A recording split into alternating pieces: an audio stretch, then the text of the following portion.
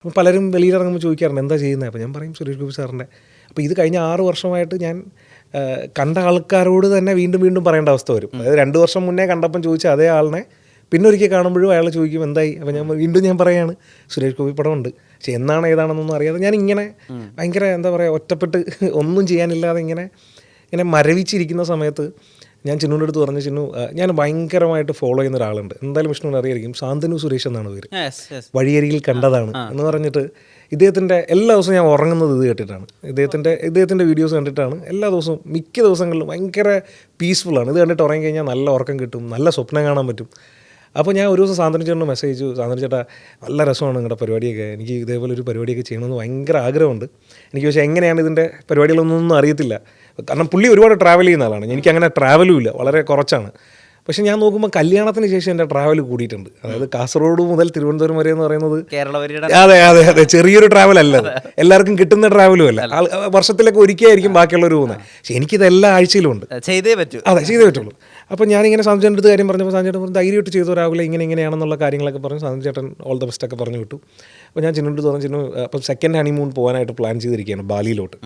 അപ്പോൾ ഞാൻ ചിന്നുവിൻ്റെ തോന്നുന്നു, ചിന്നു ബാലി ഞാൻ എന്തായാലും ഉപയോഗിക്കാൻ പോവുകയാണ്, ഞാൻ നൈസായിട്ട് ഇതേപോലെ ഒരു പരിപാടി സാന്തനു ചേട്ടനെ പോലെയല്ല പക്ഷേ വ്യത്യസ്തമായിട്ട് എന്തെങ്കിലും ചെയ്യാൻ പറ്റുമോ എന്നുള്ള രീതിയിൽ നമുക്ക് ചെയ്തു നോക്കാം എന്ന് പറഞ്ഞ് ഞാനിങ്ങനെ ബാലി പ്ലാൻ ചെയ്തൊക്കെ വെച്ചിരിക്കുകയാണ്. ഫുൾ ഐറ്റിനറി കിട്ടി, ഞാൻ ഓൾറെഡി സ്ക്രിപ്റ്റൊക്കെ എഴുതി റെഡിയാക്കി വെച്ചിരിക്കുകയാണ്. ഇന്ന ഷോർട്സ് എടുക്കണം, എല്ലാ റെഫറൻസും ഒക്കെ എടുത്ത് ഇങ്ങനെ റെഡി ആയിട്ടിരിക്കുമ്പോഴത്തേക്കാണ് ചിന്നു പറയുന്നത് തെയ്യം കാണാൻ, കാസർഗോഡ് തെയ്യം കാണാൻ പോകുന്ന ടൈമായി.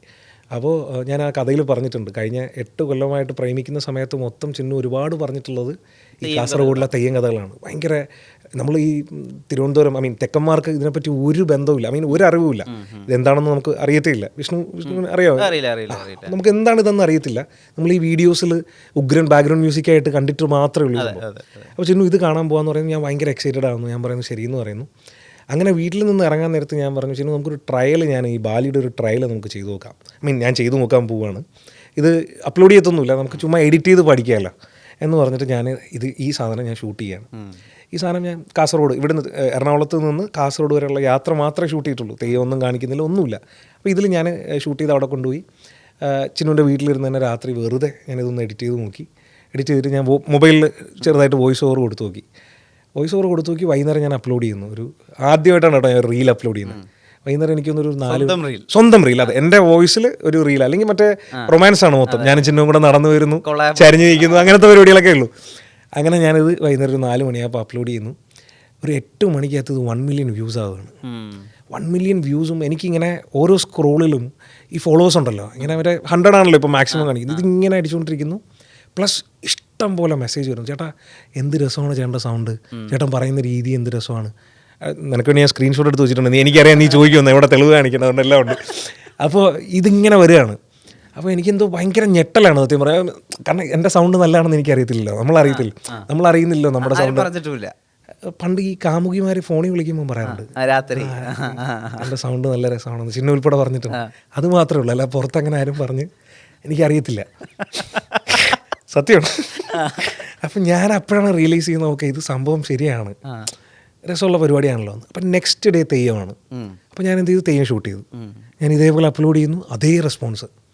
3-ാമത്തെ ദിവസം തെയ്യം കാണുന്നു, വീണ്ടും ഞാൻ അപ്ലോഡ് ചെയ്യുന്നു, അതേ റെസ്പോൺസ്.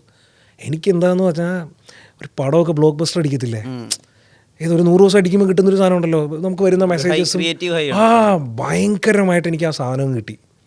അപ്പോൾ ഇപ്പോൾ എല്ലാ 2 ദിവസം കൂടുമ്പോഴും എൻ്റെ പടം ബ്ലോക്ക് ബസ്റ്ററാണ്, പടം ചെയ്തില്ലെങ്കിൽ പോലും.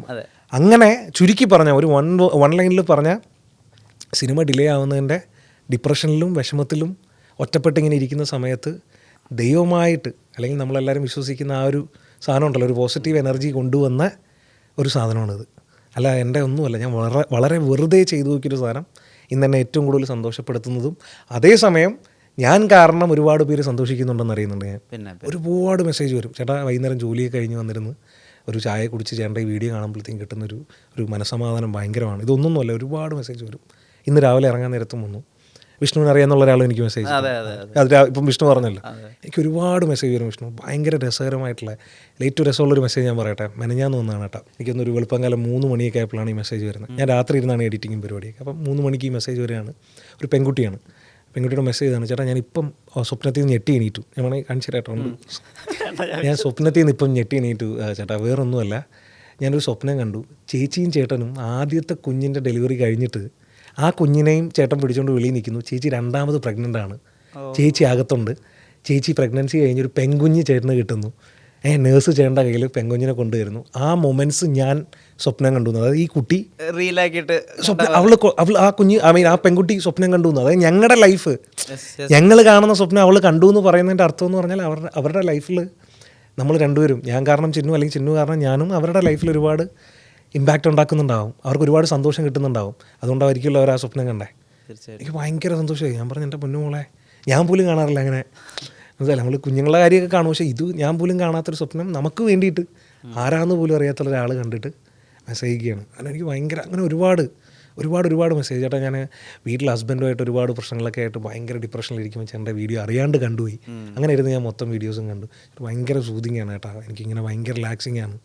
അപ്പോൾ ഇതിനേക്കാളും ഒന്നും എന്താ പറയുക വിഷ്ണുവേ, ഒരു പടം ഈ പറഞ്ഞ പോലെ 100 കോടി അടിച്ചാൽ പോലും കിട്ടാത്ത, എനിക്കൊന്നും അപ്പോൾ പോലും ഇത്രയും സന്തോഷമൊന്നും കിട്ടരുത്. കാരണം ആൾക്കാർ തിയേറ്ററിൽ പോകുന്നു, കണ്ടു കഴിഞ്ഞു. പക്ഷെ ഒരാളുടെ ലൈഫിൽ ഇങ്ങനെ ഹെൽപ്പ് ചെയ്യാൻ പറ്റുന്നുണ്ട്, അത് കാരണം ഞാനും സന്തോഷിക്കുന്നുണ്ടെന്ന്, അല്ലെങ്കിൽ ചിന്നുവും സന്തോഷിക്കുന്നുണ്ട്.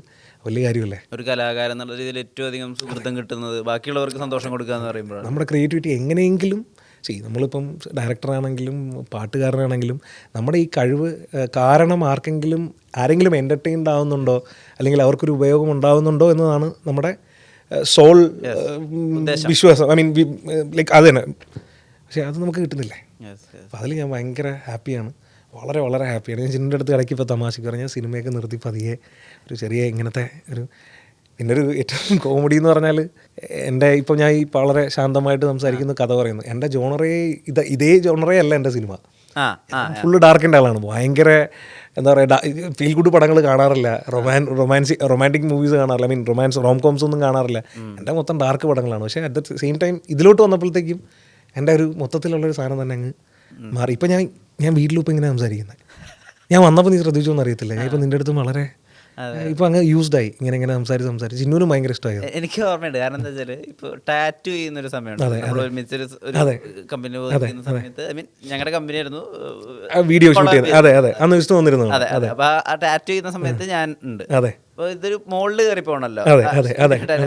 ഞാൻ നോക്കുമ്പോൾ മോളിന്ന് ഇങ്ങോട്ട് വിളിക്കുന്നത് വിഷ്ണുടാ, ഇത്രയും ഉറക്കെ സംസാരിക്കുന്ന ഒരു മനുഷ്യൻ. അതിപ്പോ ഭയങ്കരമായിട്ട് പറയും. എൻ്റെ അമ്മയൊക്കെ പറഞ്ഞു തുടങ്ങി, നീ ഇപ്പൊ എന്തും മര്യാദയ്ക്ക് സംസാരിക്കുന്നത്. അങ്ങനെ വെച്ചാൽ അമ്മയും ഞാൻ അങ്ങനെയല്ല. ശാന്തന്റെ മകൻ പ്രശാന്ത്, അങ്ങനെ ഒരു സാധനമുണ്ട്. ഇപ്പം വണ്ടിയിൽ ഇപ്പം കാറിലൊക്കെ പോകുമ്പോഴത്തേക്കും ഇപ്പം ആരെങ്കിലുമൊക്കെ ഓവർടേക്ക് ചെയ്യുക എന്തെങ്കിലും വന്നാൽ ഞാനിങ്ങനെ എന്നൊക്കെ പറയുമ്പോൾ ചിന്നു പറയും, നന്ദു നീ ഇതല്ല.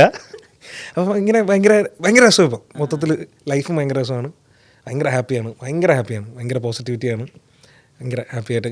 ഇതാണ് എൻ്റെ ഒറ്റ ചോദ്യം പറഞ്ഞല്ലോ, ഇതാണ് സംഭവിച്ചത് മൊത്തത്തിൽ.